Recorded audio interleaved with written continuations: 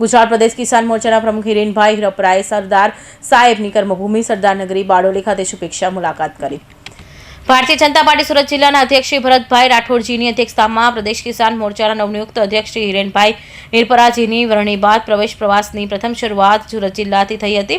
આ સાથે પ્રદેશ કિસાન મોરચાની અધ્યક્ષ શ્રી હિરેનભાઈ હિરપરાજીએ લોખંડી પુરુષ સરદાર વલ્લભભાઈ પટેલની કર્મભૂમિ સરદાર નગરી એવા સુરત જિલ્લાના બારડોલી ખાતે આવેલા સ્વરાજ આશ્રમ, ત્યારબાદ બારડોલીના ધારાસભ્ય ઈશ્વરભાઈ પરમાર, જિલ્લા સંપર્ક કાર્યાલય, ત્યારબાદ સુરત જિલ્લા ભારતીય જનતા પાર્ટી મધ્યસ્થ કાર્યાલય શ્રી કમલમ, બારડોલી સુગર ફેક્ટરીના ખાતે શુભેચ્છા મુલાકાત કરી હતી અને ત્યાંની સુઝુકી મોરચાની સાથે એક ગોષ્ઠિક મીટિંગ તથા આગામી કાર્યક્રમ અને મોરચા લક્ષી મહત્વની મીટિંગનું આયોજન સુરત જિલ્લા કિસાન મોરચા દ્વારા રાખવામાં આવ્યું હતું। સાથે સહકારી આગેવાનો તથા બારડોલી તાલુકાના અલ્લુ ગામમાં રહેતા ખેડૂતો અમિતભાઈ ઠાકોરભાઈ પટેલ અને ખેતરમાં કરેલી પ્રાકૃતિક ખેતીની સમીક્ષા કરી હતી અને ખેડૂતો મિત્રો સાથે શુભેચ્છા મુલાકાત કરી હતી।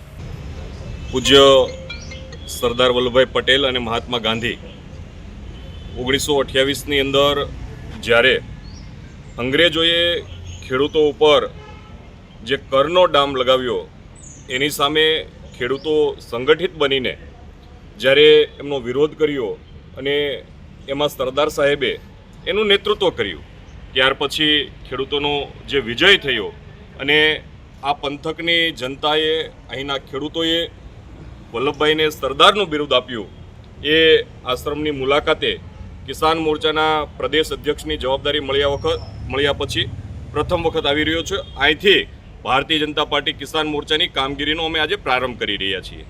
આ દેશના પ્રધાનમંત્રી આદરણીય નરેન્દ્રભાઈ મોદી, આ દેશના સહકારિતા મંત્રી અમિતભાઈ શાહ, રાજ્યના મુખ્યમંત્રી આદરણીય ભૂપેન્દ્રભાઈ પટેલ, નાયબ મુખ્યમંત્રી હર્ષભાઈ સંઘવી અને ભારતીય જનતા પાર્ટી ગુજરાત એકમના વડા પ્રદેશ અધ્યક્ષ જગદીશભાઈ વિશ્વકર્માના નેતૃત્વ હેઠળ આ દેશના પ્રધાનમંત્રી આદરણીય નરેન્દ્રભાઈ મોદીએ સરદાર સાહેબ હોય, પૂજ્ય મહાત્મા ગાંધી હોય, ગ્રામ સ્વરાજની વાત હોય, ખેતી ખેડૂત અને ગામડાને મજબૂત બનાવવાની વાત હોય, એમના માટે અનેકવિધ યોજનાઓ બનાવી છે। ત્યારે આ ભારત, એક ભારત શ્રેષ્ઠ ભારત, એ ગામડામાંથી એ ઉદય થાય છે। ત્યારે અનેકવિધ યોજનાઓ કિસાન મોરચાના માધ્યમથી ગામડાઓ સુધી લઈ જઈને ખેતી ખેડૂત અને ગામડું સમૃદ્ધ બને એ માટેનો સહિયારો પુરુષાર્થ અને પ્રયાસ એ કિસાન મોરચા દ્વારા કરવામાં આવશે।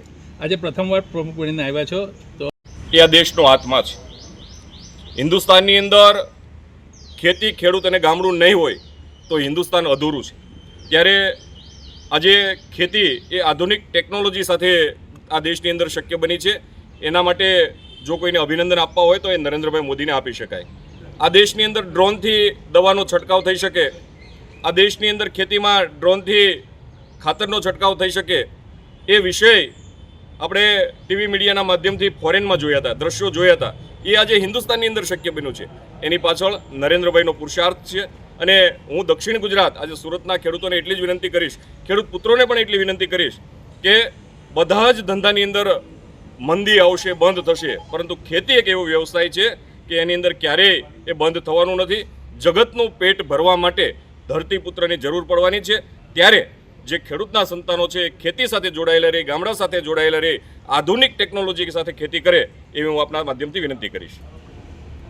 આ પ્રસંગે સુરત જિલ્લાના સંગઠન મહામંત્રી શ્રી કિશનભાઈ પટેલ, બારડોલીના ધારાસભ્ય ઈશ્વરભાઈ પરમાર, બારડોલી સુગર ફેક્ટરીના પ્રમુખ શ્રી ભાવેશભાઈ પટેલ, સુરત જિલ્લા કિસાન મોરચાના પ્રમુખ નિલેશભાઈ દેવધરા, મહામંત્રી જીગરભાઈ દેસાઈ, વિમલભાઈ પટેલ, પ્રદેશ કિસાન મોરચાના મંત્રી મહેન્દ્રભાઈ પટેલ, આનંદભાઈ દેસાઈ, આશીષભાઈ દેસાઈ, ચિરાગ પટેલ, પ્રજ્ઞેશભાઈ નાયક, બારડોલી નગરપાલિકાના પ્રમુખ ધર્મેશભાઈ પટેલ, બારડોલી નગર સંગઠન પ્રમુખ અનંતભાઈ જૈન તથા દક્ષિણ ગુજરાતના કિસાન મોરચાના પદાધિકારીઓ અને કાર્યકર્તાઓ ઉપસ્થિત રહ્યા હતા। Suresh Rathod, Hind TV news, Bardoli.